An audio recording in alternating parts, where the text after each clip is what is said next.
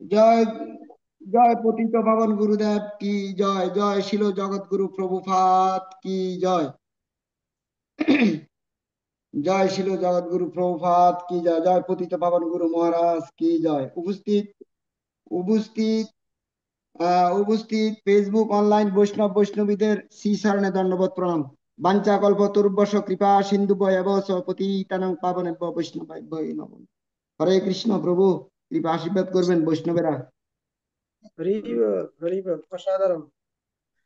আম, আমাদের হরিমোহন প্রভুকে ধন্যবাদ রাধা মাধব কীর্তন করার জন্য। হরে কৃষ্ণ, আমাদের জয় সাথে শিল প্রভুপাদ কি জয়। অনেক ভক্তরা উপস্থিত হয়ে গেছে। আমাদের বৈষ্ণব শিরোমণি আমাদের সাথে যুক্ত হয়েছে। আহ, হরে কৃষ্ণ, রাধাপতি প্রভু। হরে কৃষ্ণ, ধন্যবাদ প্রণাম বৈষ্ণব ঠাকুর আপনার শ্রীচরণ কমলে। কৃষ্ণ প্রভু, আপনি কৃপা করেন না। প্রভু, ওই যে আমাদের একটা সুসংবাদ দেয় যে আমাদের ইসকন, হরে একটু প্রভু একটু দাঁড়ান। উম,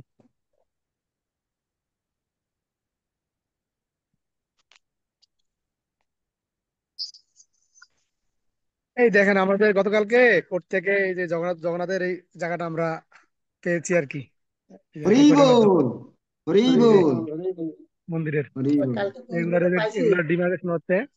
এই বিশাল বড় জায়গা আমরা কালকে মানে দীর্ঘ 24 বছর আইনি লড়াইয়ের পরে এই জায়গাগুলো আমরা পেয়েছি আর কি।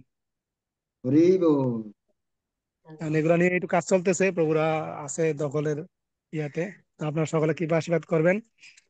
আর আমি একটু উত্তম বাসুদেব প্রভুর চরণে কৃপা প্রার্থনা করছি, প্রভু একটু আজকে ক্লাসটা পরিচালনা করবেন এবং আমাদের যে আজকের পাঠের যে প্রভু পাঠদান করার কথা, প্রভু একটু ব্যস্ত আছে। প্রভু 3টা 20-এ ক্লাসে জয়েন করবে। তো এই আগ পর্যন্ত আমাদের উত্তম বাসুদেব প্রভু আপনাদের কৃপা বাড়ি বর্ষণ কৃষ্ণ, করার জন্য প্রভু শ্রীচরণ কমলে প্রার্থনা করছি। হরে কৃষ্ণ। আসলে কৃপা। কৃষ্ণ, আপনি আমার বসা দিলেন। আহ, আসলে উম, ভগবানের কথা বলার যোগ্যতা সকলের হয় না, শোনাটাও সকলের হয় না। তো আসলে প্রভু কি মনে করি আমাকে বলছে 10-15 মিনিট আপনাদের সাথে কথা বলার জন্য। বাস, ভগবানের কথা বলার যোগ্যতা আমার নাই। তো আমাদের আজকে ক্লাসে প্রদান করবেন স্নিগ্ধচরণ প্রভু, লাকসাম নামহট্ট প্রচার কেন্দ্র বিভাগ থেকে। তো এই প্রভু আমাকে বলছে আমি আপনাদের সাথে একটু 10-15 মিনিট সময়টা দেওয়ার জন্য। তো যাক, আমার যেহেতু বলছে প্রভু, আসলে আমরা সকলেই নমঃ বিষ্ণুপাদায় কৃষ্ণ প্রেষ্ঠে ভূতলে শ্রীমৎ স্বামী তিন মার্সের জয় প্রদায় তাই কি প্রদায় গৌর ভগতম ধর্ম নমঃ বিষ্ণুপাদায় কৃষ্ণ প্রেষ্ঠে ভূতলে শ্রীমৎ ভক্তি দান্ত স্বামী তিন নমস্তে সরস্বতী ভগবানে প্রচারিণে নির্বিশেষ শূন্যবাদী পঞ্চদশানি জয় শ্রীকৃষ্ণ চৈতন্য প্রভু নিত্যানন্দ শ্রী অদ্বৈত গদাধর শ্রীবাসাদি গৌর ভক্তবৃন্দ। হরে কৃষ্ণ, হরে কৃষ্ণ, কৃষ্ণ কৃষ্ণ হরে হরে, হরে রাম হরে রাম, রাম রাম হরে হরে। প্রভু আবার আইসে মঙ্গল আচমন করে নিবে। ওই প্রভু যেহেতু ক্লাস দিবে, তা আসলে যেহেতু 10-12 মিনিট আছে স্নিগ্ধচরণ প্রভু আসার, তো সেই হিসেবে আমরা প্রত্যেকে আসলে ভক্তি করি। তো আমাদেরকে ভক্তির যে 66টি অঙ্গ আছে, তো 66টি অঙ্গের মধ্যে ভক্তির রসনামৃত সিন্ধু গ্রন্থে রূপ গোস্বামী বর্ণনা করেছেন 32টির গুণের কথা। 32টির কথা বলছে, ভগবান থেকে আসছে 66টি, এর ভিতরে রূপ গোস্বামী বলেছেন 32টির কথা। আবার সেখান থেকে মহাপ্রভু শ্রেষ্ঠ বলে ঘোষণা করছে 9টি অঙ্গের কথা। তো সে 9টার থেকেও আবার এখান থেকে সর্বশ্রেষ্ঠ করছে 5টির কথা ঘোষণা করছে। আপনারা এগুলা জানেন, তবুও আমি সময়টা কাটাচ্ছি আর আপনাদের সাথে। তো 5টার মধ্যে প্রথম হচ্ছে সাধু সঙ্গ করা, দ্বিতীয়ত নাম সংকীর্তন, তৃতীয়ত ভাগবত পাঠ এবং শ্রবণ, চতুর্থ হচ্ছে শ্রী বিগ্রহের অর্চন, পঞ্চম হচ্ছে ব্রজধামে বাস, ব্রজধামে বাস। তা আসলে আপনাদের ভিতরে প্রত্যেকটা 5টার মধ্যে প্রায় 4টে আপনাদের অনেকের আছে, আর যারা ব্রজধামে বাস করে, যা মঠ মন্দিরে, তাদের 5টা গুণে আছে। তো এখানে বলছে, মহাপ্রভু আবার বলেছেন, 5-এর মধ্যে এক যদি হয়, সুবুদ্ধি উদয় হইবে তাহার। 5টার মধ্যে যদি কারো একটাও থাকে, তারপরে তার সুবুদ্ধি উদয় হবে। তো আসলে যে সাধু সঙ্গ, আমরা অনেকেই কথাটা জানি, সাধু সঙ্গ সর্বশাস্ত্রে কয়, লঘুমাত্র সাধু সঙ্গ সর্বসিদ্ধি হয়। এটা প্রত্যেকে জানি, ছোটকাল থেকে শুনে আসছি। কিন্তু প্রকৃতপক্ষে সাধু সঙ্গ করলে এটার উন্নতি, ক্রমোন্নতি কি হয়, এটাও জানে অনেকে। সৎসঙ্গে স্বর্গবাস, অসৎসঙ্গে সর্বনাশ। তা আমরা যে সাধু সঙ্গ করি, আমাদের একটাই উদ্দেশ্য, ভগবানের কৃপা লাভ করা, কৃষ্ণ প্রেম লাভ করা। তো কৃষ্ণ প্রেমটা লাভ করার প্রত্যেকে প্রয়াস করি। তো এখানে কিভাবে করতে হবে কৃষ্ণ প্রেম লাভ? একবারে হঠাৎ করে সাধু সঙ্গ থেকে কৃষ্ণ প্রেম লাভ করা যায় না। আবার যায় কিভাবে? সক্রিয় ভাবে যদি কেউ সাধু সঙ্গ করে, আমরা ছোটকাল থেকে সাধু সঙ্গ করছি, কি পরিবর্তনটা, আর এখন শুদ্ধ বৈষ্ণবদের সাথে সাধু সঙ্গ করলে কি হয়, সেটাও আপনারা জানেন এবং উপলব্ধি আছে এই বিষয়টা। তো যাই হোক, তো সাধু সঙ্গ কৃষ্ণ প্রেম লাভ হইতে হবে। তো কৃষ্ণ প্রেম লাভ হইতে হবে, সেখানে আবার কিভাবে? আপনার শ্রদ্ধা থাকতে হবে সাধু সঙ্গের কাছে। এখানে আবার প্রেম, কৃষ্ণ প্রেম লাভ করতে হলে 8টা স্টেপেজ অতিক্রম করতে হবে। শ্রদ্ধা, সাধু সঙ্গ, ভজন ক্রিয়া, অনর্থক নিবৃত্তি, আসক্তি, রুচি, নিষ্ঠা, ভাব, প্রেম। এই যে কৃষ্ণ প্রেম, শুরু থেকে কোনো কৃষ্ণ প্রেম, এগুলো কয়েকটা স্টেপেজ আছে, স্টেপেজ ভাবে আমাদের অতিক্রম করতে হবে। তো শ্রদ্ধা, শ্রদ্ধাটা কিভাবে আসে? আমরা অনেকে বলি শ্রদ্ধাটা কি? শ্রদ্ধা না থাকলে আপনারা এখানে আসতেন না, শ্রদ্ধা থাকলে, শ্রদ্ধার কারণে আপনারা আসতেন। তো শ্রদ্ধাটা কি? ওই শ্রদ্ধাটা হচ্ছে স্বীকৃতি। শ্রদ্ধাটা আসে কোত্থেকে? স্বীকৃতি থেকে আসে। তো এখন স্বীকৃতিটা কি? স্বীকৃতিটা কোত্থেকে আসে? তো এই স্বীকৃতিটা আসে, যেমন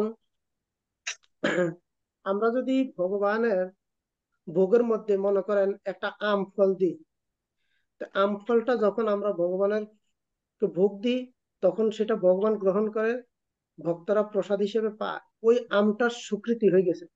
এই আমটা পরবর্তী, আমটা স্বীকৃতি হওয়ার কারণে, হ্যাঁ, সে পরবর্তী জন্মে সে এমন একটা বস্তুতে পরিণত হয়, সেটা যাতে সরাসরি ভগবানের সেবা লাগে। আগের জন্মে আছিল কি, সেটা আম, যেরকম একটা শাক, একটা পালং শাক, মনে করেন এই গাছটাকে আমরা আইনা ভগবানের ভোগ দিই প্রসাদ হিসেবে, তখন এই শাকটা স্বীকৃতি হয়ে গেছে কি। তো স্বীকৃতি, হ্যাঁ, স্বীকৃতির থেকে, স্বীকৃতিতে আগে এটা ভগবানের সেবা লাগে, লাগার পরে তারপরে স্বীকৃতি হয়। স্বীকৃতির থেকে আমাদের শ্রদ্ধা আসে, শ্রদ্ধার থেকে আমরা সাধু সঙ্গ করি। তাহলে স্বীকৃতি, স্বীকৃতি আসতে যেরকম আমরা বিভিন্ন জিনিস, এখন এই কারণে ভক্তরা কি করে, প্রত্যেকটা জিনিসে, যেরকম ভগবত গীতা 3য় অধ্যায় 13 নম্বর শ্লোকে বলা হয়েছে, যোগ্য শিষ্ট অসি সন্তোষ মুচ্যন্তে সর্বকিরূপে ভজন্তে তে পাপা যে পচ্ছন্তি আত্মকারণ। কারণ ভগবত ভক্তরা সমস্ত পাপ থেকে মুক্ত, কারণ তারা যোগ্য শিষ্ট অন্নাদি গ্রহণ করে। যেটা ভোগ দেওয়া হয়, ভগবানকে অপার করা হয়, সেটা যোগ্য শিষ্ট অন্ন, যোগ্য। হ্যাঁ, তখন সেটা খাইলে সমস্ত পাপ থেকে, শুধু কাল প্রসাদ খেলে, আমার পরমারাধ্য গুরু মহারাজ শ্রীমৎ জয়প্রকাশ স্বামী গুরু মহারাজ বলছে, প্রসাদ খাওয়াটা একটা তপস্যা। উনি বলছে প্রসাদ খাওয়াটা একটা তপস্যা। আর আমরা গীতা 3য় অধ্যায় 13 নম্বর শ্লোকে দেখছি কি, যারা ভগবানের প্রসাদ, নিবেদিত প্রসাদ গ্রহণ করে, তারা সমস্ত পাপ থেকে মুক্ত হয়। তারপরে বলছে, যারা ভগবানকে না দেখা, সেটা হচ্ছে চোর। যেরকম আমি কারো বাড়িতে গেলে যদি, হ্যাঁ, এখন মনে করেন যে কোনো একটা কিছু আনি, যদি আমার গৃহস্থকে জিজ্ঞেস করি না আনি, তখন সেটা চুরি হয়ে যাবে। তা আমরা যেরকম ভগবানের, আমাদের যে ভগবানের যা কিছু আছে, এগুলো হচ্ছে ভগবানের দেওয়া। এই জিনিসগুলো আমরা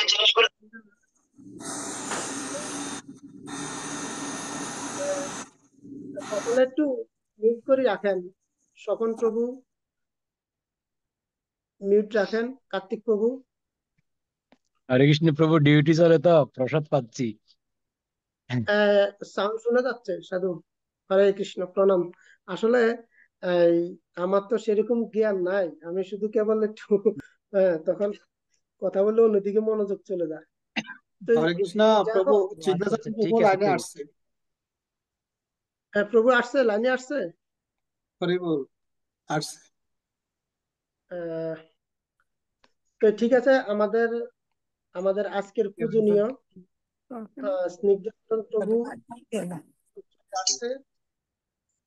আমরা তাহলে প্রভুর শ্রীমুখ থেকে হরিকথা, কারণ যারা শুদ্ধ কৃষ্ণ ভক্ত তাদের কাছ থেকে যদি হরিকথা আমরা শ্রবণ করি, তখন তার তার যে কৃপাটা, তার যে গুণ, এই গুণের 50% আমাদের ভিতরে আসবে। তাই আমরা চেষ্টা করব যারা শুদ্ধ বৈষ্ণব তাদের কাছ থেকে হরিকথা শ্রবণ করা। সেটা হয়েছে আমাদের মঙ্গল হবে, সেটাই মহৎ উদ্দেশ্য। তো যাই হোক, প্রভু আজকে আমরা প্রভুর শ্রীমুখ থেকে শুনবো আহ প্রভু কোথায় আমাদেরকে দর্শন দেয় না কেন। আর হয়তো প্রভু বলছে তুমি কে প্রভু? 3:20 এখনো 4 মিনিট আসে। তা আমরা আসলে দেখ আরেকটা বিষয় যে যেহেতু প্রভু চলে আসছে, আরেকটা বিষয় আমি শেয়ার করতে চাচ্ছি। তো সেটা হচ্ছে ভগবান সবচেয়ে কোন কোন জিনিস ভালোবাসে। যেরকম ভগবান 4টে জিনিস খুব ভালোবাসে। সেটা আমাদের মায়াপুরের হেড পূজারী জননিবাস প্রভুর কাছ থেকে শুনলাম। তো জননিবাস প্রভু বলছিল ভগবান সবচেয়ে স্নান করতে বেশি ভালোবাসে। তারপরে ভগবান 4টা কথা বলছে। ভগবান সবচেয়ে সাজতে ভালোবাসে, যখন আমাদের মন্দিরে অর্চনা করা হয়, ভগবানকে সাজায় শৃঙ্গার করা হয়। এবং ভগবান হম খেতেও ভালোবাসে। কিছুদিন আগে যেন অন্নকূট গেছে, অনেক ধরনের আইটেম ভগবানকে নিবেদন করা হয়েছে। আর আরেকটা জিনিস আছে খুব ইম্পর্টেন্ট, ভগবান বিবাহ করতে ভালোবাসে। ভগবান বিবাহ করতে ভালোবাসে। তো 4টার মধ্যে সময় আজ থাকলে আমি 2 মিনিটে একটা বিষয় বলবো। এখন প্রভু কোথায় আছে? প্রভু তো এখনো লাইনে আছে। হ্যাঁ প্রভু, আপনি তার চালিয়ে 3 যান। মিনিট হরে কৃষ্ণ। এই যে, হ্যাঁ প্রভু, হ্যাঁ আপনি চালিয়ে যান, হ্যাঁ ভালো লাগছে প্রভু, আমার খুব শুনতে ভালো লাগছে। না না না না না না না না, এই আপনি লুকে লুকে এগুলো শুনতেছেন, আপনি বলেন প্রভু। না না না, আমি আমি ঠিক আছে, আমি শেষ করেন না, সমস্যা নেই। তো এখন তো এই ভগবান যে 4টে জিনিস ভালোবাসে কি? প্রথম হচ্ছে স্নান করতে ভালোবাসে, দ্বিতীয়ত ভগবান স্বাস্থ্য ভালোবাসে, 3 নম্বর ভগবান খেতে ভালোবাসে, এবং 4 নম্বর ভগবান বিবাহ করতে ভালোবাসে। তো আমরা দেখি 16,108 জন মহিষী আছে। এছাড়াও হ্যাঁ, শাস্ত্রে আরো বর্ণনা আছে যে এখানে বলা হয়েছে বিমল রাজার বিমল রাজার 60,000 কন্যারে ভগবান শ্রীকৃষ্ণ বিবাহ করছে। 60,000 কন্যারে। তো যেরকম কেমন, তো একবার হুম। একবার চাণ্ডাল্য ঋষি, ওনার মন খারাপ। তো উনি খুব বিনম্র অবস্থায় আছেন। তখন উনি বলছে যে আপনার মন খারাপ কেন? হরে কৃষ্ণ, আমার কথা শোনা যাচ্ছে সাধু? হ্যাঁ প্রভু, শোনা শোনা যাচ্ছে। যাচ্ছে প্রভু, বলেন। বিমল রাজা বিবাহ করছে 6,000 বিবাহ। তো এর ভিতরে তার কন্যা ছিল 60,000 কন্যা। তো হ্যাঁ, তো তার কোনো পুত্র সন্তান ছিল না। তো এখন তিনি চিন্তা করলো, তখন একসময় সান্ডল্য ঋষি তার কাছে আসলো বিমল রাজার কাছে। তখন বলছে যে ওনার মন একটু খারাপ, বিমল রাজার, যে আমার এতগুলা বিবাহ করছি, একটা পুত্র সন্তান হলো না। কিন্তু এখন আমার মৃত্যুর পরে এই রাজ্যের ভার আমি কার কাছে দিব? তখন এবং উত্তরাধিকার হিসেবে কে সেটা নিবে আমার মৃত্যুর পর? তখন সান্ডল্য ঋষি বলছে যে তোমার হাতটা দেখি। তখন বিমল রাজার হাত দেখছে। হাত দেখি বলছে যে আরে, তোমার এখন তো খুব সুন্দর একটা সময় যাইতেছে। কি? এই সময় তুমি ভগবান শ্রীকৃষ্ণ, হ্যাঁ, কাছে তোমার এই 60,000 কন্যারে তুমি যদি সমর্পণ করো, তো তোমার সবচেয়ে, হ্যাঁ, এই সবের মধ্যে যদি তুমি 60,000 কন্যারে আহ কৃষ্ণের কাছে সমর্পণ করো, তখন তোমার এটাই সবচেয়ে উত্তম গতি হবে। তখন বলছে কৃষ্ণ কোথায় আছে? দূত পাঠাইছে কৃষ্ণরে, হ্যাঁ, মথুরাতে যায় কৃষ্ণরে দেখার জন্য দূত পাঠাচ্ছে। কিন্তু দেখতেছে সবকিছু ঠিক আছে, পিতা মাতার নামের সাথে মিল যায়, যে এটা অনেক বড় কাহিনী, আর 1 মিনিট আছে, এই কারণে শেষ করতেছে। তো এখন পরবার আরেকজন পাঠাচ্ছে, তখন ভীষ্মদেব ওখানে ছিল। তখন ভীষ্মদেব যখন বলছে যে না, পিতা মাতার নামটা সঠিকটা বলে দিছে, যে এখানে এক জায়গা দেখছে আহ ইয়াতে উম, আপনার মথুরাতে আহ, মথুরাতে গেছে থেকে ওখান থেকে বলছে এক জায়গা বলছে যে ওনার পিতা তো হয়েছে কংস আর মাতা হচ্ছে দেবকী। আরেক জায়গা দেখছে বসুদেব আর দেবকী, বসুদেব আর যশোদা। হ্যাঁ, তখন সে একটু কনফিউশনে ছিল। পরে আবার আয়সা যখন ভীষ্মদেব ছিল, ভীষ্মদেবের কাছ থেকে সঠিক তথ্যটা নিয়ে তখন আবার চলে গেছে। তখন কৃষ্ণ দেখতেছে খেলাধুলা করতেছে। তখন কৃষ্ণ বলছে তোমার নাম কি? কৃষ্ণ। তখন বাপের নামের সাথে মার নামের সাথে সবকিছু মিলিয়ে আছে। তোমাকে নিয়ে যাব, তোমাকে বিবাহ বিবাহ করতে হবে। তো কৃষ্ণ অনেক খুশি, বিবাহ করবে। তো এখন সাথে সাথে নিয়ে আসছে। তখন এই বিমল রাজা, হরে কৃষ্ণ হ্যাঁ, সাধু কোন ভাই, জায়গায় নিয়ে ধন্যবাদ গেছে? প্রণাম। আপনার কথার মধ্যে বলি আমাকে মাফ করে দিবেন, আমার ডিউটি শুরু হয়ে গেছে, লাঞ্চ ব্রেক শেষ। আহ, হরে কৃষ্ণ, আমি লিভ নিচ্ছি, কেমন? হরে কৃষ্ণ। এই কারণে ওকে। তো সেখানে সেখানে গেছে, বৃন্দাবনে একটা জায়গা আছে, ওই জায়গাটার মধ্যে তার 60,000 কন্যাকে বিবাহ করছে।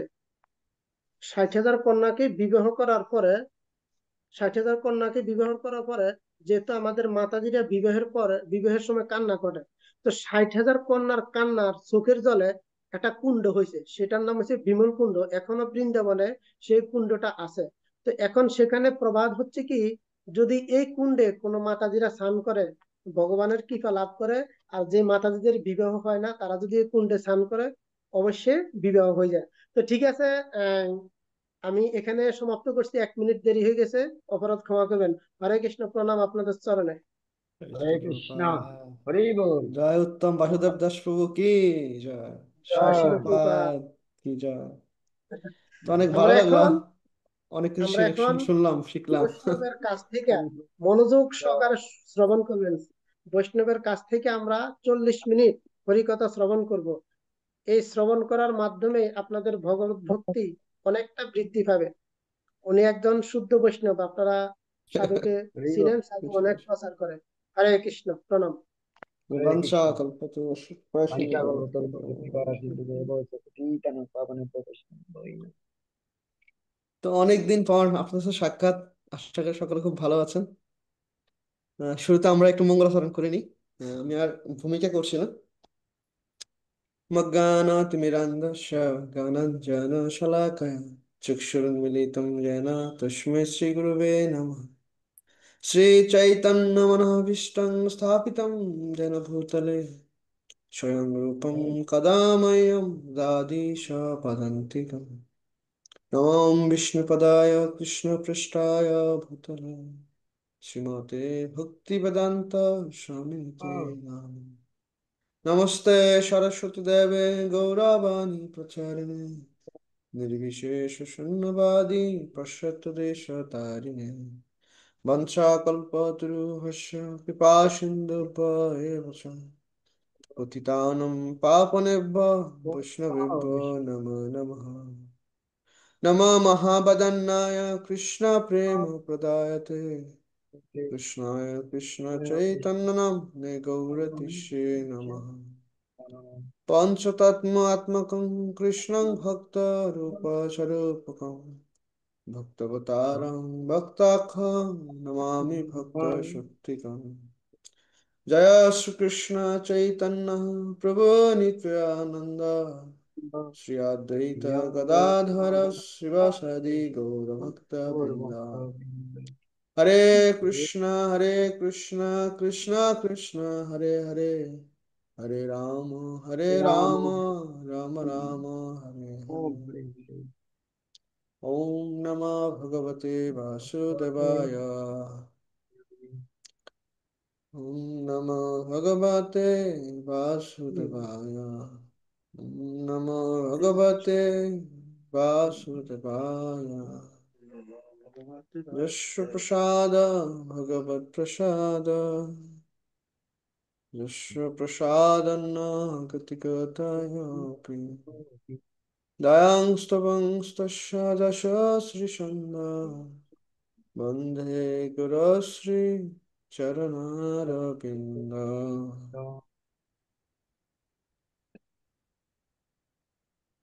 হরে কৃষ্ণ। আশা করি সকলে খুব ভালো আছেন। আমরা একটু দেরি হয়ে গেল, সেজন্য ক্ষমা চাচ্ছি। তা আমাদের দেরি হওয়াতে ভালো হয়েছে। আমাদের শ্রীমান উত্তম বাসুদেব প্রভু আমাদেরকে অনেক ভালো কৃপা করেছে। আমারও কিছুক্ষণ সেই কৃপা গ্রহণের সুযোগ হয়েছে। তো আসলে এরকমটা করা উচিত, না হলে তো হয় না। মানুষের ভিতরে, ভক্তদের ভিতরে যে সুপ্ত প্রতিভাগুলো আছে এগুলো বের করে নিয়ে আসা উচিত। তো প্রভু আসলে অনেক ভালো ভক্ত আমাদের উত্তম বাসুদেব প্রভু। আহ উনি অনেক সিনিয়র বলা যায় আমাদের। আহ, শ্রীমান রূপচন্দ্র সন্দেশ ব্রহ্মচারী প্রভু, ওনাদের সাথে ওনারা কৃষ্ণ ভক্তি যাচনা করা শুরু করছে।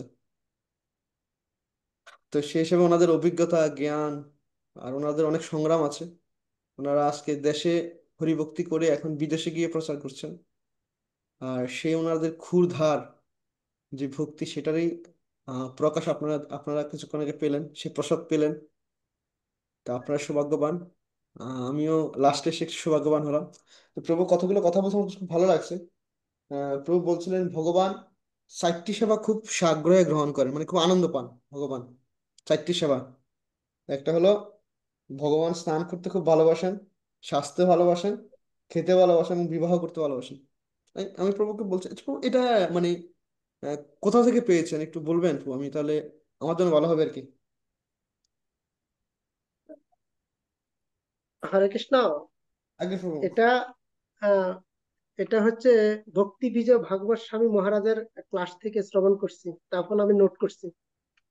আচ্ছা আচ্ছা, ঠিক আছে, খুব ভালো ব্যাপার। আমাদের মহাজন ইসকনের আরেকজন মহাজন শ্রীমৎ ভক্তি বিজয় ভাগবত স্বামী মহারাজের আহ, মহারাজের শ্রীমুখ থেকে শুনেছেন প্রভু। এগুলো আসলে নোট করা উচিত আমাদের। আমরা হুটহাট করে কোনো কিছু এবং শুনলে উনি এটা জননিবাস প্রভুর ক্লাস থেকে শুনছি। আরে তাহলে এটা স্নান অনেক করতে অমৃতময় একটা। ভালোবাসেন, সাজতে ভালোবাসেন, বিবাহ করতে ভালোবাসেন, আরেকটা কি প্রভু? স্নান, সাজা, ধ্যান খাওয়া। করতে ভালো। দেখবেন আর জগন্নাথ এই জন্যেই চারটা ধাম আছে আমাদের। এই ভারতবর্ষে চারটা প্রধান ধাম আছে। এক ধাম হলো রামেশ্বরম, যেখানে ভগবান স্নান করেন। আর আরেকটা হলেন মনে হয়, আহ শ্রীরঙ্গন, রঙ্গম না কি যেন মনে নেই এখন। আরেকটা হলো জগন্নাথ।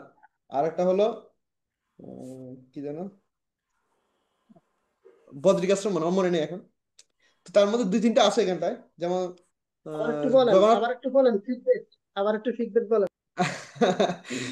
ভগবান আহ, রামেশ্বর রামেশ্বরম, স্নান। রামেশ্বরম স্নান করে।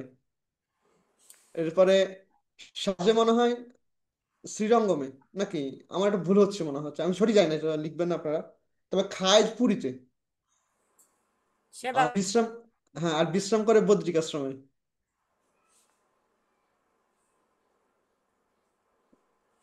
ও হ্যাঁ, মনে পড়েছে, শ্রীরঙ্গমে ভগবান শয়ন করেন, বিশ্রাম নেন। এই জন্য শ্রীরঙ্গমে ভগবানের বিগ্রহ কিন্তু শোয়া বিগ্রহ। শ্রীরঙ্গমে খেতে জানি। ভগবান ওখানে শয়ন করেন। শ্রী বিশ্রাম। হরি বল। হ্যাঁ। তো এরকম আরো অনেক গোপন, এগুলা ভক্তির অত্যন্ত পরাকাষ্ঠাময় তথ্য। মানে অনেক উন্নত ভক্তরা এই তথ্য আমাদেরকে দেন। যাতে আমাদের আহ প্রভু শ্রীমদ ভক্তিপূজা বাগাত স্বামী মহারাজের কাছ থেকে শুনেছেন, আবার শ্রীমদ ভক্তিপূজা বাগাত স্বামী মহারাজ শুনেছেন শ্রীমদ জননীশ প্রভুর কাছ থেকে। অর্থাৎ এই শব্দগুলো অত্যন্ত পবিত্র, এই তথ্যগুলো। ভক্তদের অত্যন্ত ভক্তির গোপনীয় শাস্ত্র এগুলা। তোনারা বুঝতে পারেন যে ভগবান কি কি করতে ভালোবাসেন। আহ, খেলার জায়গা কোনটা? হ্যাঁ। তো আজকে আমাদের আলোচ্য বিষয় ছিল উম, অন্তকালে কৃষ্ণ স্মৃতি। কিভাবে অন্তকালে কৃষ্ণ স্মৃতি হয়, বা কিভাবে আমরা অন্তকালে কৃষ্ণকে স্মরণ করতে পারি, সেই বিষয়ে আমরা আমরা কথা বলবো। আসলে এই তত্ত্বটা আমরা যে শ্লোকের আলোকে আজকে কথা বলবো সেটি হলো শ্রীমদ্ ভগবদ গীতার অক্ষর ব্রহ্মযোগ, আহ, শ্লোক নং হলো 5। ভগবান এখানে স্পষ্ট করে বলছেন যে অর্জুন ভগবানকে প্রশ্ন করেছিলেন আপনার ওই অষ্টম অধ্যায়ে, যে হে ভগবান, হে পুরুষোত্তম, ব্রহ্ম কি, অধ্যাত্ম কি, সকাম কর্ম কি, অধিভূত কি, এবং অধিদেবই বা কি? অনুগ্রহ করে আমাকে স্পষ্ট করে বলুন। এবং হে মধুসূদন, এই দেহে অধিযোগ্য কে, এবং এই দেহের মধ্যে তিনি কিভাবে অবস্থান করেন, এবং মৃত্যুকালে জিতেন্দ্রীয় ব্যক্তিরা কিভাবে তোমাকে জানতে পারে? তা বাংলা একটা কথা আছে যে শিল প্রভুপাদ সবসময় উদ্ধৃতিটা দিতেন যে সাধন করো, ভজন করো, যাহা করো ভাই, তোমার মূর্তি জানলেই হয়। তা আসলে আমরা এই যে যত পাণ্ডিত্য দেখাই না কেন, যত শাস্ত্রগ্রন্থের শ্লোক উদ্ধৃতি করি না কেন, কত কিছু করি না কেন, অত ভালো কীর্তন করি না কেন, ভালো পাঠ দেই না কেন, বা যত কিছু করি করি না কেন, যদি মৃত্যুকালে আমাদের কৃষ্ণ স্মরণ না আসে, তাহলে এই সকলের কোনো আর কোনো, এই জগতে যদিও ভক্তদেরকে আহ, মানুষ বিভিন্ন পদ পদবি, বিভিন্ন সম্মানে কি কি করে, উপাদিষ্ট করে, কিন্তু এই সমস্ত উপাধি ব্যর্থ হয়ে যাবে যদি সেই ব্যক্তি মৃত্যুকালে কৃষ্ণ স্মরণ না করতে পারে। এই জন্যে আমাদের সবার আগে আসলে মৃত্যুর প্রস্তুতি নেওয়া নেওয়া উচিত। তা আমরা যে জীবনের কথা বলি, আসলে জীবনটা কি? এই যে আমরা জীবনের কথা বলছি, এই যে আমাদের কলিযুগে মানুষের জীবনের আয়ু হলো 100 বছর। তো এই জীবনটা হলো আত্মা এবং দেহের একটা সম্পর্ক, মানে আত্মা আর দেহের ঘনিষ্ঠতা। দেখবেন যখন আহ একটা শিশু শিশু থাকে, তখন মানুষ কিন্তু অত্যন্ত সহজে রোগাগ্রস্ত হয়ে যায়, বা যে কোনো সময় সে বিপদগ্রস্ত হতে পারে, বা তার দৈহিক বিভিন্ন রোগ আদি বিভিন্ন কিছুতে আক্রান্ত হয়। তো এই সময় আমাদের শ্রীমৎ ভক্তি সরস্বতী গুরু মহারাজের কাছ থেকে শোনা আর কি, তিনি বলছেন তা আমাদের মিড বাচ্চা বয়সে আমাদের দেহের সাথে আত্মার সম্পর্ক থাকে অত্যন্ত ক্ষীণ। এরপর যখন আমরা যুবক হই, তখন তিনি দেখাচ্ছেন হাত দিয়ে এভাবে, যে তখন আবার আমাদের দেহের সাথে আত্মার সম্পর্কটা হয়ে যায় একদম, মানে বিশাল বড় করে, মানে এই থেকে এই হয়ে যায়। আবার যখন মানুষ বৃদ্ধকাল আসে, তখন আত্মার সাথে দেহের সম্পর্কটা আবার কি হয়ে যায়, আস্তে আস্তে ক্ষীণ হয়ে আসে। হতে হতে একসময় কি হয়ে যায়, ছেড়ে দেয়, আত্মা দেহকে ছেড়ে দেয়, দেহ আত্মাকে ছেড়ে দেয়। তো এই জীবনটা মূলত হলো এই আত্মা এবং দেহের সম্পর্কের একটা স্থিতি, আর অন্য কিছু না। তো এই যে আমরা এই যে আমরা জগতে 100 বছর কলিযুগে আসলে মানুষের বয়স তো 100 বছর। তো এই যে আমরা বেঁচে আছি, এই বেঁচে থাকাটাকে আসলে অ্যাকচুয়ালি যদি আমরা সংজ্ঞায়িত করি, আসলে প্রতি মুহূর্তে আমরা মৃত্যুর সাথেই লড়াই করছি। মানে বেঁচে থাকাটা কি, যদি কাউকে প্রশ্ন করা হয় যে জীবনে সফলতা কি, আমি সাধারণ একজন মানুষের কাছ, সাধারণ না, কোন একটা লেখকের কাছ থেকে আমি মনে হয় ওনার উদ্ধৃতি থেকে পেয়েছি, ওনারা সহজ ভাষায় ব্যাখ্যা করছেন যে আমাদের জীবনের সবচেয়ে বড় সফলতা হলো আমরা বেঁচে আছি। আসলে আমরা হয়তো ভাবি আমি বড় উকিল হব, বড় একজন আহ, বড় একটা পদে যাব, পদে থাকবো, এবার আমার অনেক লোক থাকবে, আমার অনেক টাকা পয়সা থাকবে, অর্থবিত্ত থাকবে, এটাই মনে হয় আমাদের জীবনের সফলতা। আমরা সফলতাকে এইভাবে মাপি। আসলে যদি আমরা বাহ্যিক দৃষ্টিকোণ থেকে বিচার করি, ঠিক আছে, এটা সফলতা। কিন্তু আসলে যদি আমরা এটা গভীর থেকে চিন্তা করি, আসলে এই জগতে বেঁচে থাকাটাই হলো আমাদের সবচেয়ে বড় সফলতা। আপনি যদি বেঁচে না থাকেন, আপনার অর্থ বিত্ত উপাধি জ্ঞান এই সকল দিয়ে কি লাভ হবে? কোনো কিছুই না। এই জগতে যদি কোনো সফলতা হয়, সেটা হলো আমাদের বেঁচে থাকা, আর অন্য কোনো কিছু না। আমরা যে বেঁচে আছি, এই যে ভগবানকে আমাদেরকে এই যে নিঃশ্বাস নেওয়ার ক্ষমতা দিচ্ছে, এই ক্ষমতাটাই হলো আমাদের জীবনের সবচেয়ে বড় বেঁচে থাকা। এই জন্য আসলে প্রতিনিয়ত আমাদের আহ এই জন্য কৃতজ্ঞতা বোধ থেকে ভগবানকে স্মরণ করা উচিত। তো এই যে আমরা এই বেঁচে থাকা মানে হলো সহজ বাংলায় মৃত্যুর সাথে লড়াই। এই যে আমরা যা কিছু করছি, এটা একটা মৃত্যুর সাথে প্রতিক্ষণ লড়াই করছি। আমাদের ডাক্তারবাবু এখানে আছেন, ওনারা আমার চেয়ে ভালো বলতে পারবেন। আমাদের শরীরে প্রতিনিয়তই আমাদের যে কোষগুলো, এই যে আমাদের দেহের যে যে কোষগুলো দ্বারা গঠিত, এই কোষগুলো প্রতিনিয়ত মরে যাচ্ছে, আবার নতুন করে কোষের সৃষ্টি হচ্ছে। অর্থাৎ আমরা প্রতিক্ষণ মরতেছি, কেউ কিন্তু বেঁচে উঠতেছি না। আমরা এখানে কেউই জানি না যে আজকে আমরা হয়তো ভাবছি আমি বেঁচে থাকবো, বা আমাদের স্বপ্ন আমরা আরো আগামী 20 বছর বাঁচবো, 30 বছর বাঁচবো, কিন্তু না, আমরা দেখতে পাই আমাদের লাক্সময় কত কয়েকদিন আগে এটা ছোট জেসিএস, আমাদের জেসিএস স্টুডেন্ট, কেউ এটা কল্পনা করতে পারেনি, খুব ভালো মেধাবী ছাত্র, জেসিএস এ খুব ভালো পারফরমেন্স করতেছে, কিন্তু মাত্র ওর বয়স মাত্র 10 বছর, হঠাৎ করে দেখে দুর্ঘটনায় সে কি মারা গেছে।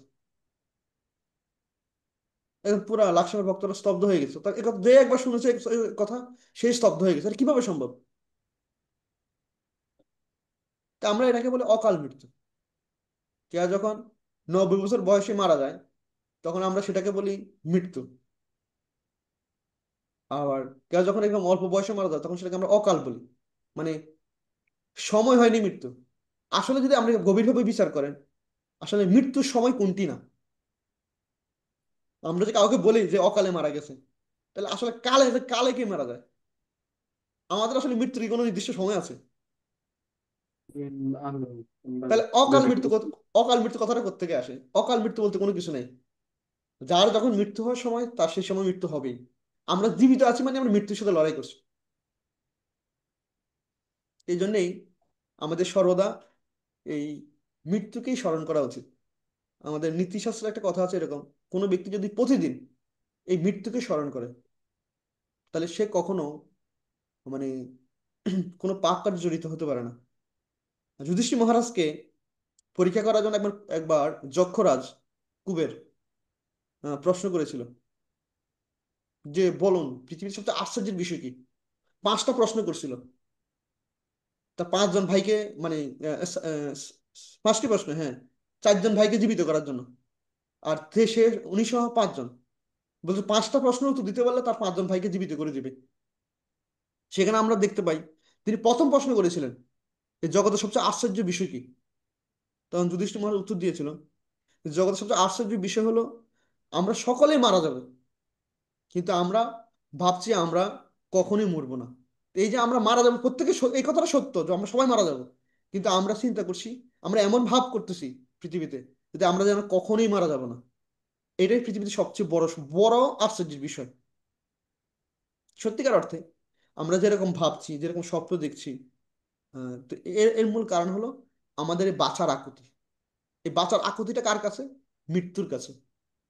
আমরা কার কাছে সবসময় আকুতি করছি? এই যে স্বপ্ন দেখছি, এই যে স্বপ্ন দেখা বা আশা আশা করা, এইসব হলো আসলে মৃত্যুর কাছে আমাদের বেঁচে থাকার আকুতি করা। বা এটা আমাদের শ্রীমৎ ভক্তিচরণ স্বামী গুরু মহারাজ এভাবে ব্যাখ্যা করছেন। আপনারা অনেকে হয়তো গজেন্দ্র মোক্ষণ লীলার কথা শুনেছেন। আজকে আমি বলবো সেই লীলাটা, গজেন্দ্র মোক্ষণ লীলা। যে মহারাজ বলছেন, গুরু মহারাজ বলছেন যে 4 প্রহর, মানে সে সকালে শুরু হয়েছে যুদ্ধ, আর 4 প্রহর মানে এক এক প্রহর মানে 3 ঘন্টা। হাতি গজেন্দ্র চিত্রকূট পর্বতের নিচে একটা সরোবর ছিল, সেই সরোবরে স্নান করতে নেমেছে। তাকে তখন এক কুমির, সেও অভিশাপপ্রাপ্ত এক কুমির, সে কি করেছে, আঘাত করেছে। আর 4 প্রহর বলছে 12 ঘন্টা, মানে ওই চিত্রকূট আমাদের পৃথিবীর 12 ঘন্টা না। এখানে একটু আমাদের বুঝতে হবে পৃথিবীর 12 ঘন্টা না, সেই চিত্রকূট পর্বত হলো আহ এটা মনে হয় স্বর্গ আদি ওইসব লোকের পর্বত, আমাদের পৃথিবীর চিত্রকূট পর্বত নেই। তো চিত্রকূট পর্বতের সেখানে স্বর্গে যদি হিসাব করেন আপনি, আমাদের পৃথিবীতে 6 মাস, আর দেবতাদের মাত্র 12 ঘন্টা। এই জন্য দেখবেন আমাদের একটা একাদশী ব্রত আছে, আহ উত্থান একাদশী, পার্শ্ব পরিবর্তন একাদশী, আর একটা হলো কি একাদশী জানো, শয়ন একাদশী। একটা বছরে দেখবেন শয়ন একাদশীর মধ্যে থেকে আর উত্থান একাদশীর মধ্যে পার্থক্য প্রায় 6 মাসের মধ্যে, মধ্যে দিয়ে 3 মাসের মধ্যে পড়ে পার্শ্ব পরিবর্তন একাদশী। অর্থাৎ ভগবান বিষ্ণু তো হলেন স্বয়ং একাদশী দেবী। তো তিনি যখন সকালবেলা ঘুম থেকে উঠেন তখন সেই সময়টা আমাদের পৃথিবীতে, অর্থাৎ দেবতাদের সকালবেলা, তখন আমাদের পৃথিবীতে কি শুরু হয়, উত্থান একাদশী। যে যে গত একাদশী গেল উত্থান একাদশী, অর্থাৎ এখন দেবতাদের সকালবেলা ভোরবেলা হয়েছে, সূর্য উঠছে, তো সমস্ত দেবতারা ঘুম থেকে উঠেছেন, আর ভগবান শ্রী বিষ্ণু তখন ঘুম থেকে ওঠেন। এরপরে এরপরে আসবে আবার দেখবেন পরে আবার আসবে শয়ন একাদশী। শয়ন একাদশী মানে হলো সন্ধ্যা হয়ে গেছে স্বর্গলোকে, তখন দেবতারা কি করবেন? ঘুমাতে যাবেন। সেজন্য সেটা হলো কি শয়ন একাদশী। আবার যখন মধ্যরাত হবে, তো আমরা অনেকক্ষণ ঘুমালে কি করি? ডান কাতে ঘুমালে তখন কি করি? বাম কাত হই। তো এটাকে বলা পার্শ্ব পরিবর্তন একাদশী। আবার এই পার্শ্ব পরিবর্তন করার একাদশীর 3 মাস পরে এই উত্থান একাদশী আসে। তো এই স্বর্গলোকে, সেই স্বর্গলোকের হিসেবে সে সকালে যুদ্ধ শুরু করছে আর সন্ধ্যায় গিয়ে যুদ্ধ শেষ হয়েছে। তো সেটা আমি বলবো। তো আমি আগে ভগবানের সেই অপ্রাকৃত শ্রীমুখের বাণী, আমরা শ্রীমদ্ ভগবদ গীতার শ্লোকটা সবাই একটু উচ্চারণ করি। শ্রী ভগবানুবাচ অন্তকালে চ মামেব অন্তর্কালে চ মামেব স্মরণ মুক্তা কলেবরম স্মরণ কলেবরম ইয় প্রয়াতি সমদ্ভাবম যোপায়তি সমুদ্ভবং ইয়াতি নস্তত্র সংশয়। জাতি নাস্তি সংশয়। এই শ্লোকটা আপনারা সকলেই শুনেছেন। ভগবানের গীতাতে অনেকগুলো জনপ্রিয় শ্লোকের মধ্যে একটা জনপ্রিয় শ্লোক, যে ভগবান বলছেন অন্তকালে যিনি আমাকে স্মরণ করে দেহ কি করে, মানে এই কলেবর দেহকে আহ, ছেড়ে দেয় বা দেহ ত্যাগ করে, তিনি ইয় প্রয়াতি, প্রয়াতি মানে হলো ছেড়ে যাওয়া, প্রস্থান করা। ইয়া প্রয়াতি সমাদ্ভাবম ইয়াতি নাস্তত্র সংশয়, সে তৎক্ষণাৎ কি হন? আমাকে প্রাপ্ত হন, এতে কোনো সংশয় নেই। ভগবান দুইটা জায়গায় এই কথা বলছে। একটা হলো গীতার লাস্ট শ্লোক ভগবানের শ্রীমুখ থেকে, সর্বধর্মান পরিত্যাজ্য মাম একম শরণং ব্রজ অহম তাম সর্বপাপেভ্য মুক্ষেস্যামি মা শুচ। এই যে বলছে মা শুচ, ভগবান নিশ্চয়তা দিচ্ছে যে কোনো অসুবিধা নাই, এটা আমি চিন্তা করব, মানে এর চেয়ে সত্য হইতে পারে না। আবার ভগবান এই শ্লোকে একই কথা বলছে যে আহ, ন সংশয়, যে অর্জুন আমি তোমার কথাটা এমনি এমনি বলি নাই, আমি তোমাকে নিশ্চিত করে বলছি যে কেউ যদি মৃত্যুকালে আমার কথা স্মরণ করে দেহত্যাগ করে, তাহলে অবশ্যই অবশ্যই সে আমাকে লাভ করবে। তো এই হলো আরেকটা বিষয়। তো এই জন্য ভগবান এই গীতাতে দুইটা কথাকে অত্যন্ত জোর দিয়ে বলছেন।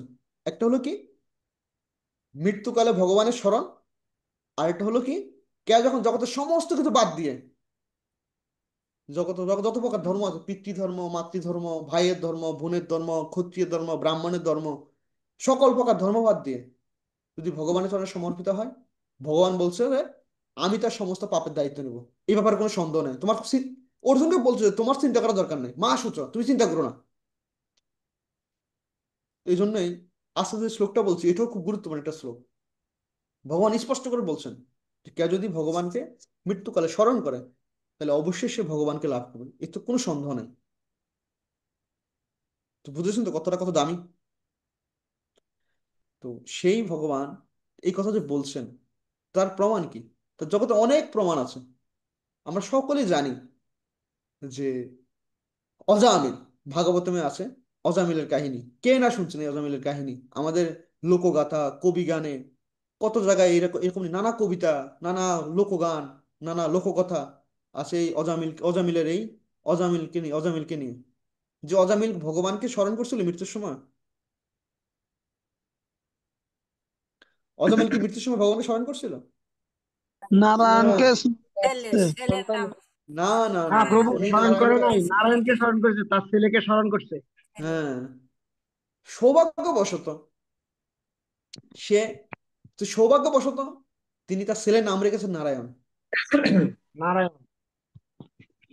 সেই জন্যই এখন তো আমরা আমাদের ছেলেমেয়ের নাম রাখি সলিমুল্লাহ, এরপর কলিমুল্লাহ, কত কি নাম আছে, এই সেই বংশ কত নাম, কিন্তু না। টিঙ্কু মিঙ্কু মিঙ্কু। হ্যাঁ হ্যাঁ। তো এই সকল নাম আসলে রাখা উচিত না। আমাদের সবসময় নাম রাখা উচিত এই ভগবানের নামের সহিত। কারণ ভগবানের নামের যত শব্দ রয়েছে, সমস্ত শব্দই জগতে পবিত্র শব্দ। এই জগতে আসলে শব্দ, আমি কথা বললে অনেক দিকে চলে যাবে। এই জগতে শব্দ এমন একটা গুরুত্বপূর্ণ বিষয়, আপনাদেরকে বলছি। এই যে নাম বা শব্দ, এটা এত গুরুত্বপূর্ণ, আমরা এটাকে হয়তো ভাবতে পারি না। এই যে ভগবান কলিযুগে কেন কেন ভগবানের নাম সংকীর্তনের কথা বলছে? ভগবান তো অন্য কোনো তপস্যা দিতে পারতো, কারণ এই কলিযুগে মানুষ অল্প আয়ু, অল্প মেধা, এরপর তাদের সবসময় রোগাগ্রস্ত, এরপর সবসময় অন্য জনের দিকে আকর্ষণ থাকে, সবসময় অন্নগত প্রাণ, মানে তার খাবারের প্রতি, খাবারই তার জীবন বাঁচে,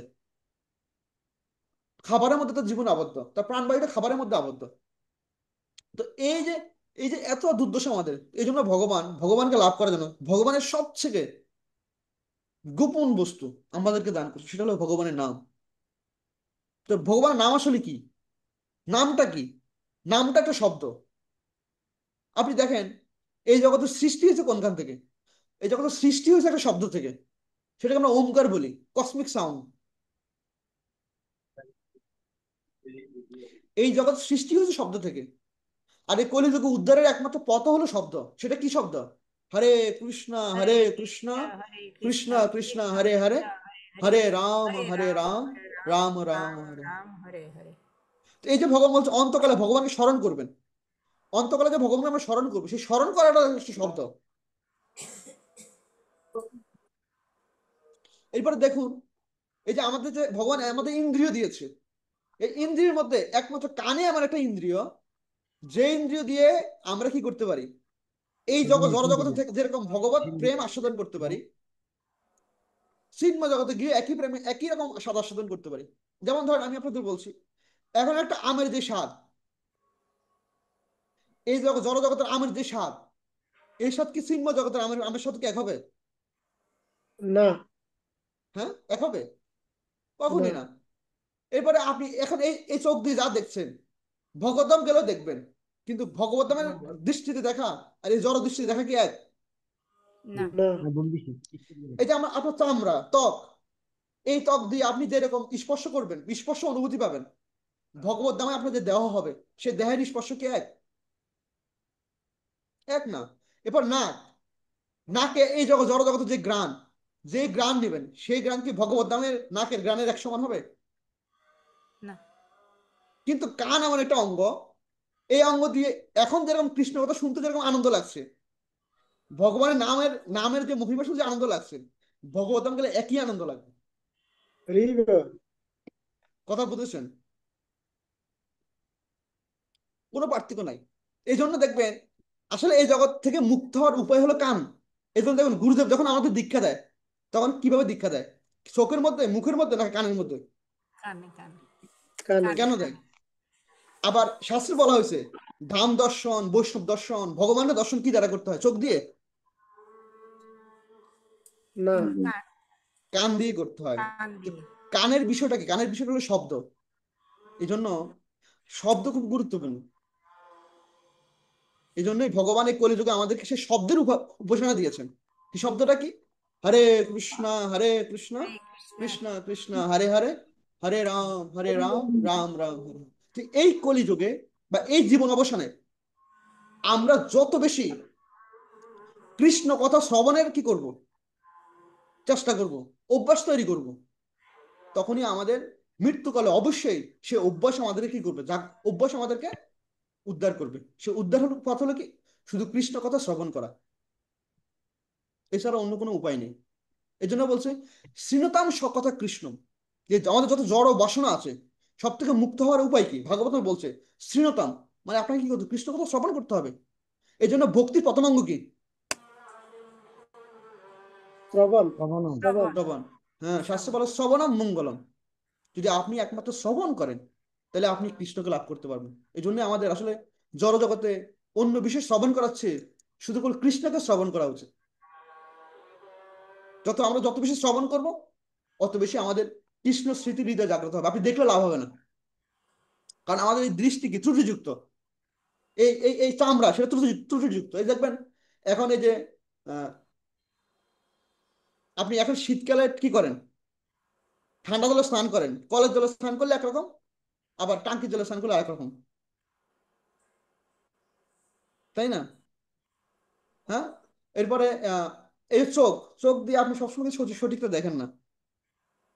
চোখও নানা বিভ্রান্তি করে। জিহ্বা, জিহ্বা আমাদের বিভ্রান্ত করে। আপনি দেখুন, এই যে একটুখানি একটা আমলকি খান, আমলকি খেয়ে আপনার জল খেলে কেমন মনে হবে? মিষ্টি। মিষ্টি। আপনার মিষ্টি জল কি তখন মিষ্টি মিষ্টি মনে হয়? হবে জল কি মিষ্টি মনে হয়? না। আবার আপনার শরীরে যদি না, জন্ডিস হয়, আপনার শরীরে যদি পান্ডু রোগ হয় অর্থাৎ জন্ডিস রোগ হয়, আপনার চিনিও তিতা তিতা মনে হবে। মিষ্টিও তিতা লাগে। হ্যাঁ, পানসা লাগে, তিতা লাগে। শরীরে জ্বর আসলে কেমন লাগে? সমস্ত কিছু মনে হয় তিতা তিতা ভাব। এর কারণ কি? অর্থাৎ আপনার জিহ্বা আপনাকে সঠিক তথ্য দিচ্ছে না। কিন্তু কানে আমার এমন একটা বস্তু যেটা কখনো ভুল শুনতেই পারে না। এই জন্যই আমাদের এই কর্ণকে গুরুত্ব দেওয়া উচিত। যে আমরা যত বেশি কর্ণকে গুরুত্ব দেব, তত বেশি, অর্থাৎ যত বেশি শ্রবণের আগ্রহ থাকবে, শ্রবণ করতে পারবো, তত বেশি আমাদের কৃষ্ণ ভক্তি পথ তত দূর আগানো যাবে। আর নয়তো আমরা এই জন্যই দেখবেন ভগবান আমাদেরকে কি দিয়েছেন? সমস্ত ইন্দ্রিয় দুটো দুটো করে দিয়েছেন, কিন্তু মুখ কটা দিয়েছেন? একটা। মানে বলতে হবে কম, কিন্তু আমরা বলি কি? আমরা বেশি বলি, কম শুনি, কম দেখি, কম গ্রান, এই সবকিছু কম কম করি, কিন্তু বেশি বলিটা বেশি। এটা হলো আমাদের একটা একটা মায়ার ব্যাপার। মানে আমরা যে মোহিত, মোহগ্রস্ত। এই জন্য দেখবেন যারা বাচ্চা, মানে যারা অভদ্র লোক তারা বাচালায় বেশি, যারা অজ্ঞানী লোক তারা কথা বলে বেশি। আর সবসময় জ্ঞানী, এরপরে দৃঢ় ব্যক্তি যারা, তারা সবসময় কাজের কথা ছাড়া অন্য কোনো কথা বলে না। জ্ঞানী ব্যক্তির লক্ষণ কি? তিনি সবসময় প্রয়োজন ছাড়া কথা বলবেন না। এই জন্য শাস্ত্রে আরেকটা কথা বলা আছে যে আপনি মুখ খুলেছেন তো মরেছেন। কথা আমাদের আয়ু ক্ষয় করে। এই যে এই জন্য প্রভুপাদ একটা উদ্ধৃতি দিয়েছেন গীতাতে, যে ব্যাঙের গ্যাঙ্গর জ্ঞান। আমরা কি করি? ব্যাঙের মতো গ্যাঙ্গর জ্ঞান করি, যার ফলে আমাদের মৃত্যু আমাদেরকে অতি দ্রুত টেনে নিয়ে যায়। গ্রাস করে। হ্যাঁ, এই জন্য আমাদের বেশি কৃষ্ণ কথা বলতে হবে, আর বেশি কৃষ্ণ কথা শ্রবণ করতে হবে। আসলে এই যে আমরা হরিনাম করি, সেটাও কিন্তু এক ধরনের শ্রবণ। ভালো জপ মানে কি? ভালো জপ মানে হলো ভালো কৃষ্ণ কথা শ্রবণ, ভালো কৃষ্ণ নাম শ্রবণ। নাম শ্রবণ। আপনি জপ করে যদি নিজের হরিনাম নিজে না শুনেন, এটাকে জপ বলা হবে না। আর সমস্ত যজ্ঞের মধ্যে শ্রেষ্ঠ যজ্ঞ কোনটি? জগতের সমস্ত যজ্ঞের মধ্যে শ্রেষ্ঠ যজ্ঞ হলো জপযজ্ঞ। সংকীর্তন। জপযজ্ঞ। হ্যাঁ, গীতাতে ভগবান বলছেন, গীতার নবম দশম অধ্যায়ে শ্লোক নং 25 মেবি, ভগবান বলছেন যে সমস্ত যজ্ঞের মধ্যে শ্রেষ্ঠ যজ্ঞ হলো জপযজ্ঞ। তো জপযজ্ঞ কি? যে ভগবানের নাম শ্রবণ। আপনি নিজে নিজে নাম উচ্চারণ করবেন, সেই নামকে শ্রবণ করতে হবে। এই জন্যই যদি আমরা অন্তকালে এই কৃষ্ণ কথা শ্রবণ না করি, কৃষ্ণ সেবা না করি, তাহলে অবশ্যই আমাদের অন্তকালে কৃষ্ণ অনুভূতি আসবে না। এই জন্য আমাদের সবচেয়ে বেশি শ্রবণের অনুভূতি থাকতে হবে। আর যে বেশি শ্রবণ করবে, সে একসময় অবশ্যই সেই বিষয়কে বেশি লালন করতে পারবে। দেখুন না, আমরা জড় জগতে এই যে জড় দেহের আকর্ষণের কথা বলি, একজন পুরুষ একজন নারীর প্রতি কখন আকর্ষিত হয়? যখন কারো মহিমা শ্রবণ করে। একজন বুদ্ধিমান পুরুষ আরেকজন আরেকজন বুদ্ধিমান, মানে একজন বুদ্ধিমান নারী একজন বুদ্ধিমান পুরুষের প্রতি কখন আকৃষ্ট হয়? যখন তার মহিমা শ্রবণ করে। আর একজন মূর্খ পুরুষ বা কামুক পুরুষ কখন আকর্ষিত হয়? যখন তার রূপ দেখে। যারা কামুক পুরুষ বা কামুক মহিলা, তারা অন্যের রূপ দেখে আকর্ষিত হয়। কিন্তু একজন বুদ্ধিমান পুরুষ বা একজন বুদ্ধিমান নারী অন্য পুরুষ মহিমা। বা নারীর গুণ ও মহিমা শুনে আকৃষ্ট হয়। তো সেটার মধ্যে কি রয়েছে? এই শ্রবণ, গুণমহিমা শ্রবণ করতে, আর গুণমহিমা শুনতে হবে আপনাকে, সেটার মধ্যে শ্রবণ আছে। মানে শুনতে হবে কান দিয়ে। যখন আপনি তার গুণমহিমা শুনবেন অন্যের কাছে, তখন আপনি তার প্রতি আকৃষ্ট হবেন। তো এই জন্যই আমাদের বেশি বেশি কৃষ্ণ কৃষ্ণ কথা শ্রবণ করা উচিত। আমরা যত বেশি কৃষ্ণকে শ্রবণ করব, তত বেশি কৃষ্ণের লীলা শ্রবণ করব, তত বেশি কৃষ্ণ ভক্তের লীলা শ্রবণ করব, তত বেশি আমরা কৃষ্ণের প্রতি ধাবমান হব। আর এটা হলো ভক্তির সবচেয়ে গুরুত্বপূর্ণ বিষয়। আর ভক্তির প্রথম স্টেপ, মানে ভক্তিটা দাঁড়িয়ে আছে শ্রবণের উপরে। আর তো এই জন্যই কারো যদি মৃত্যুর জন্য প্রস্তুত হইতে হয়, তাহলে তার প্রথম শর্ত হলো তাকে কি করতে হবে? অবশ্যই কৃষ্ণ কথা শুনতে হবে। কেউ যদি মৃত্যুর সময় কৃষ্ণকে স্মরণ করতে হয়, তাকে অবশ্যই কি করতে হবে? কৃষ্ণ কথা শ্রবণের আগ্রহ রাখতে হবে। এছাড়া অন্য কোনো পথ নেই। তো তো একটা, তো এই কথাটা কেন বলছিলাম? এই কথাটা এই জন্যই বলছিলাম কারণ আমাদের প্রভুপাদ ভাগবতমের ব্যাখ্যায় বলছিলেন এই কথাটা, যে এই যে অজামিল অজামিল কিভাবে অজামিল কিভাবে এই এই এই এই পুত্রের নাম করে সে উদ্ধার পেল। অজামিল পুত্রের নাম করে উদ্ধার পেয়েছে এইভাবে, কারণ অজামিল ছোটবেলায় একজন ব্রাহ্মণ সন্তান ছিলেন, ব্রাহ্মণের সন্তান ছিল। তো সে যখন ব্রাহ্মণের সন্তান ছিল তখন সে ভগবানের ভক্তি করেছে। সে যে ব্রাহ্মণের সন্তান, সে প্রতিদিন আসলে সে আসলে পতিত হয়েছে কিভাবে আমরা ভাগবত ব্যাখ্যা দেখতে পাই। সে পতিত হয়েছে আহ পিতার জন্য, পিতার উপাসনার, অর্থাৎ পিতার ভগবত উপাসনার ফুল চয়ন করতে গিয়ে। কারণ আগে মানুষে ফুল চয়ন করার জন্য বাগানে যেত। একজন যখন সে পিতার ভগবানের সেবার জন্য ফুল চয়ন করতে গিয়ে তিনি বাগানে একজন পতিতা নারী এবং পতিতা পুরুষের মানে রতিলীলা দেখেছিলেন। আর এটা দেখে সে কি হয়েছে, তার সমস্ত কৃষ্ণ স্মৃতি কি হয়েছে, বিস্মৃত হয়েছে। তার তার সে আস্তে আস্তে ভুলে গেছে। এই জন্য আমাদের খারাপ ব্যক্তি বা খারাপ সঙ্গ এই সকল থেকে দূরে থাকা উচিত। সে শুধু একবার দেখেছে একজন পতিতা নারীর রতিলীলা, সে দেখেছে বাগানে অন্ধকার, কারণ ভোরবেলা সে ফুল চয়ন করতে গেছে, কিন্তু ওই সময় ভগবত আরাধনার সময়। আর ওই সময় একজন পতিতা নারী কি করেছে, অন্য একজন পর পুরুষকে সন্তুষ্ট করছে, তাও কোথায়, বনের ভিতরে। আর যখন এই অজামিল বালক বয়স, বালক বয়স কি, সে যুবক হচ্ছে ওই সময়।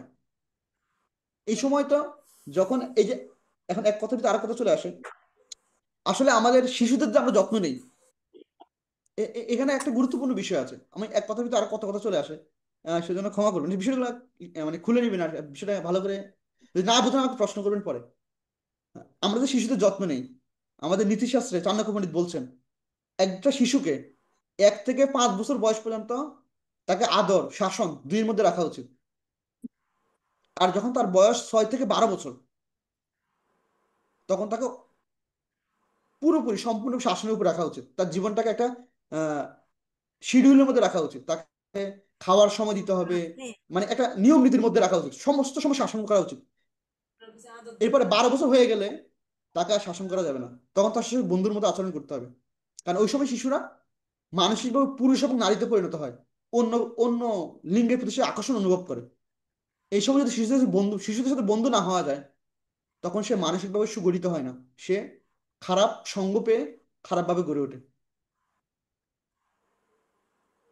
কিন্তু এখন আমরা কি করি, যে সময় শিশুদেরকে মারার কথা, শাসন করার কথা, সে সময় আদর করি।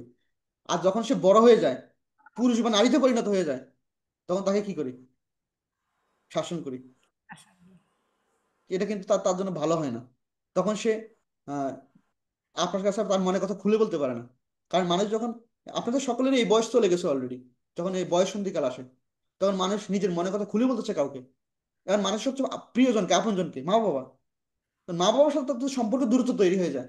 তখন সে কার কাছে তার ভালো মন্দ বুঝবে, তখন সে বন্ধু বান্ধবের কাছে গিয়ে বলে। কিন্তু বন্ধু বান্ধব সেও তো অন্ধ, একজন অন্ধকে আরেকজন অন্ধকে পথ দেখাতে পারে। এই জন্যই পিতামাতার উচিত সন্তানকে 12 বছরের পরে শাসন না করা। তবে কখন শাসন করবেন, 5 বছরের বয়স পর থেকে একদম 12 বছর পর্যন্ত ফুল শাসন করবেন তাকে। কোনো কথা চলবে না, তোমার খাওয়ার সময় থাকতে হবে, স্কুল থেকে ফেরার সময় থাকতে হবে, তোমার বাইরে যাওয়ার সময় থাকতে হবে, সবকিছু মধ্যে নিয়ম থাকতে হবে। কিন্তু এরপর তাকে ছেড়ে দেন। যেন পাখিরা কি করে, যখন সে উড়া শিখে তখন কি আর তাকে ধরে রাখে? প্রকৃতি থেকে আমাদের শেখা উচিত। একটা বাঘও কি করে দেখবেন, তার শিশুকে সে যখন শিকার করতে শিখে না, খাবার খাবার তৈরি করে শিখে না, তখন তার হাতে ধরে ধরে শিখায়। কিন্তু যখন সে শিকার করা শিখবে, তাকে আর কোনো বাধা দেয় না, যে তুমি এবার ঘুরো, দেখো। এই জন্যই কিন্তু আমরা এখন করি উল্টোটা। এই জন্যই আমাদের সন্তানগুলো বিগড়িয়ে যায়, মাদকাসক্ত হয়ে যায়, অন্য অন্য জগতের প্রতি আসক্ত হয়ে যায়। এর কারণ হলো আমাদের সঠিক সময়ে না শাসন করার কারণ। তো অজামিলেরও একই রকম হয়েছিল। সে যে বয়সে ভালো সঙ্গ পাওয়ার কথা, সেই সময় সে কি করেছে, একটা পতিতা নারীর সঙ্গ পেয়েছে। যার কারণে সে তার সমস্ত ভগবত ভক্তি সমস্ত কিছু ছেড়ে দিয়ে সে কি হয়েছে, সে ছিল ব্রাহ্মণ সন্তান, কিন্তু সে কি হয়েছে? নিকৃষ্ট একটা জীবে পরিণত হয়েছে। কিন্তু সে যেহেতু ছোটবেলায় অর্থাৎ বালক বয়সে ভগবানের সেবা করেছে, এই জন্য ভগবান তাকে স্মরণ রেখেছে। ভগবান কিন্তু অলরেডি বলেছে এই কথা, না বিক্রমা না সহস্তি প্রত্যবায় না বিদ্যতে। আবার অর্জুনকে এও বলছে, না মে ভয় অর্জুন, তুমি জগতে ঘোষণা করো, না মে ভক্ত প্রণশ্যকে। অর্জুন, জগতে এই ঘোষণা করো, আমার ভক্তের কখনো কি হয় না, বিনাশ হয় না। তো ভগবান তো অর্জুনকে ঘোষণা দিতে বলছো যে তুমি জগতে ঘোষণা করে বলে দাও, জগতে আমার ভক্তের কখনো বিনাশ নেই। সে যেহেতু ছোটবেলায় তার বাবার সাথে ভগবানের সেবা করেছে, এই জন্য ভগবান তার যখন ছোট সন্তান হয় তখন তার স্ত্রীর কাছে লোমশ মুনিকে পাঠিয়েছে। তখন লোমশ মুনি তার স্ত্রীকে কৃষ্ণ কথা শুনিয়েছে, আর শুনিয়ে তার সন্তানের নাম নারায়ণ রাখার জন্য উপদেশ দিয়ে গেছে। বুঝেছেন? আর যখন এই উপদেশ দিছে, তখন এই সাধুর কথা অনুযায়ী তখন এই অজামিলের স্ত্রী তার ছোট সন্তানের নাম রাখছে নারায়ণ।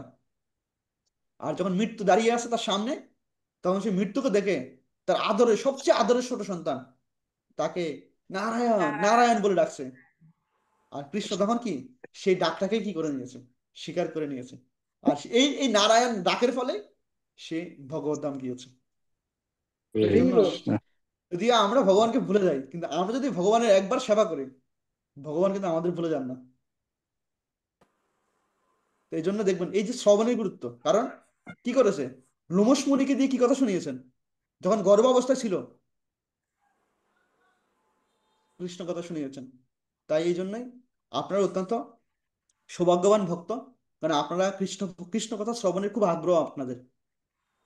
আপনারা প্রতি শুক্রবার কত অপেক্ষা নিয়ে থাকেন, আপনাদের কত ডিউটি আছে, কত ব্যস্ততা আছে।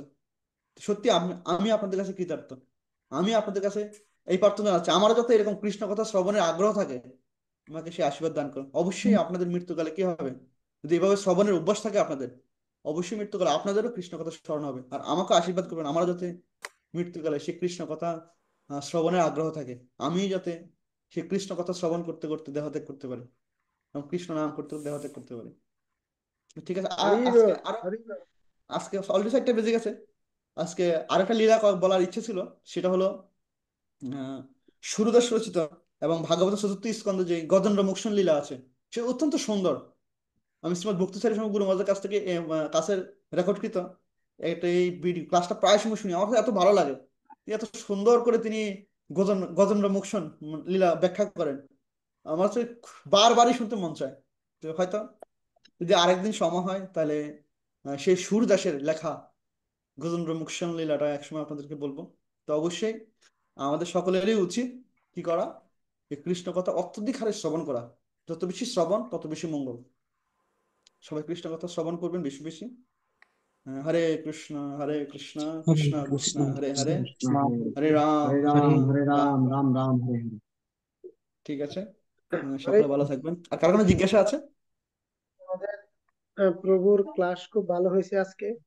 আজকে প্রভু অল্প অল্প অল্প আকারে পরিশেষে অনেক কিছু জিনিস, ছোট ছোট অনেক কিছু জিনিস আমাদেরকে অবগত করছে। যেরকম এই জগতে সৃষ্টি হয়েছে শব্দ থেকে, ওং শব্দ থেকে। খুব সুন্দর, আমার খুব ভালো লাগছে।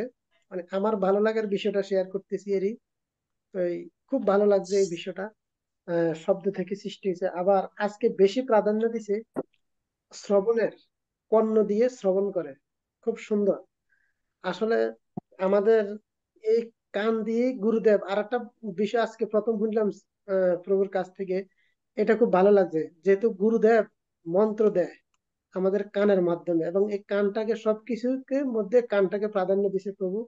এবং ভাগবত ধামে এই জগতে জড় জগতে যেভাবে কানটা গুরুত্ব চাইলেও, সেই কানটাতে এক রকমের শ্রবণ শক্তিটার কথা প্রভু বলছে। আর সবকিছু বিকৃত হচ্ছে, কিন্তু কানটা একইভাবে শ্রবণ করা। খুব ভালো লাগছে এই বিষয়টা আমার কাছে। তো আমাদের সাথে সিনিয়র বৈষ্ণব আছে অজয় কৃষ্ণ দাস প্রভু।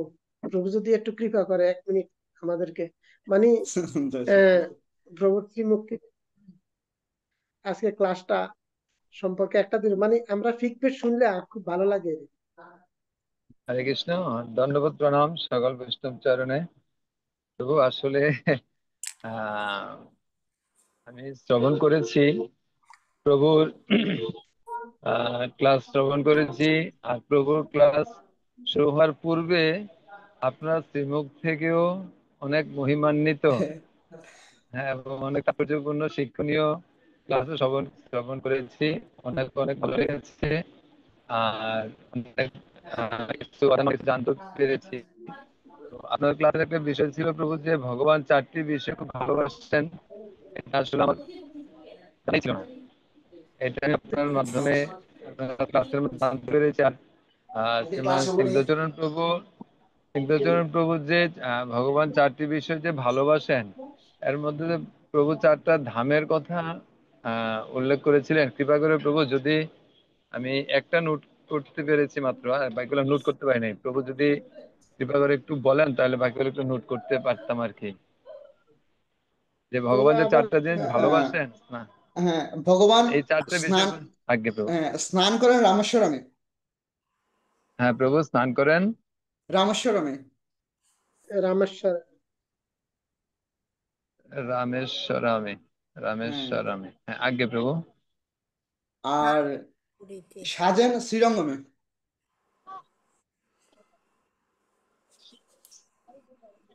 আজ্ঞে প্রভু। সাজান শ্রী, উচ্চারণটা কি হবে প্রভু? শ্রীরঙ্গমে, শ্রীরঙ্গম, শ্রীরঙ্গম। শ্রীরঙ্গমে, আজ্ঞে প্রভু। আর আর খান হলেন পুরীতে,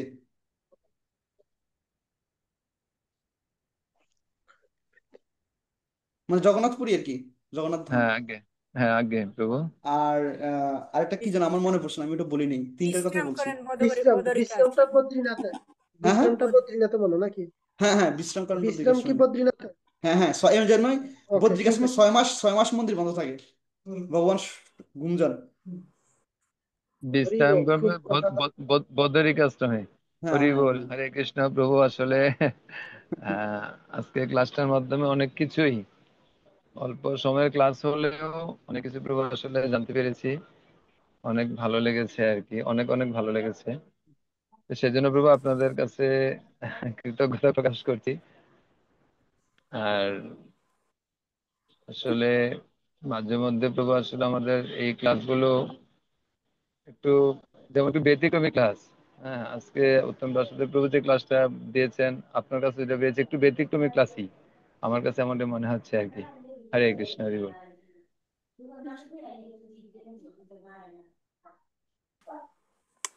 ঠিক আছে। আর কারো কিছু হরি বল। আহ, বলার আছে বা জিজ্ঞাসা আসলে আছে কিনা? অল্প, হরে কৃষ্ণ। তাহলে আমরা মোটামুটি আমাদের ক্লাস শেষ পর্যায়ে ছোটখাটো বিষয়গুলো আমাদের স্মরণ থাকে। এই কারণে প্রভুরে আমরা প্রভুর চরণে কৃপা প্রার্থনা করছি। আর গজেন্দ্র মোক্ষ নীলা আমরা স্নিগ্ধচরণ প্রভুর ক্লাস থেকে কখন আমরা শুনবো, সেটা আমি রঙ্গময় প্রভুর সাথে যোগাযোগ করি একদিন, মানে কয়েক সপ্তাহের মধ্যে আমরা প্রভুকে আবার এরকম ছোটখাটো সুন্দর সুন্দর টিপস গুলো আমাদেরকে প্রভু এইভাবে প্রদান করবে। হরে ঠিক কৃষ্ণ। ঠিক। তাহলে আমরা আজকে অজয় কৃষ্ণ প্রভু পঞ্চতত্ত্ব একবার, হরিনাম একবার বলি। আমাদের পারমার্থিক উন্নতি আর আমাদের বিশেষ করে বাংলাদেশে আমাদের ভক্তদের সুরক্ষার জন্য নৃসিংহদেবের কাছে প্রার্থনা, এবং একবার হরিনাম করি সমাপ্ত দিবেন কৃপাপূর্বক। অজয় কৃষ্ণ দাস প্রভু।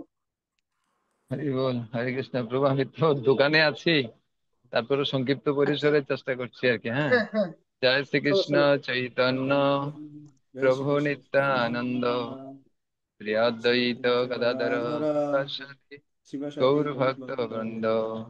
হরে কৃষ্ণ হরে কৃষ্ণ কৃষ্ণ, কৃষ্ণ কৃষ্ণ কৃষ্ণ কৃষ্ণ হরে হরে হরে, হরে, হরে হরে রাম রাম, হরে রাম, রাম রাম রাম রাম হরে হরে। হরে হরে। जय जय हरि नाम संकीर्तन की। জয় जगत जगत गुरु प्रभुपाद की। জয় জয় परमात्मा प्रभुपति पावन गुरुमहाराज की। জয়। कृष्ण भक्तवृंद की। আজকে সাপ্তাহিক জুম ক্লাসে অংশগ্রহণকারী সকল গৌর ভক্তবৃন্দ কি, জয় সমবেত জয় গৌর ভক্তবৃন্দ কি, নিতাই গৌর জয়। সীতানাথ প্রেমানন্দে হরি। প্রভু, হরি আমি বল। দোকানে আছি তো এই জন্য সংক্ষিপ্ত ভাবে করলাম, অপরাধ মার্জনা করবেন। ওকে, ধন্যবাদ। হরি ঠিক বল, হরি আছে। বল। আচ্ছা, তো তো ঠিক আছে, আমরা এখানে সমাপ্ত। স্নিগ্ধচরণ প্রভু। ওকে। বাঞ্ছাকল্পতরুভ্যশ্চ কৃপা সিন্ধুভ্যেব পতিতানাং পাবনেভ্যো বৈষ্ণবেভ্যো নমো। হরে কৃষ্ণ।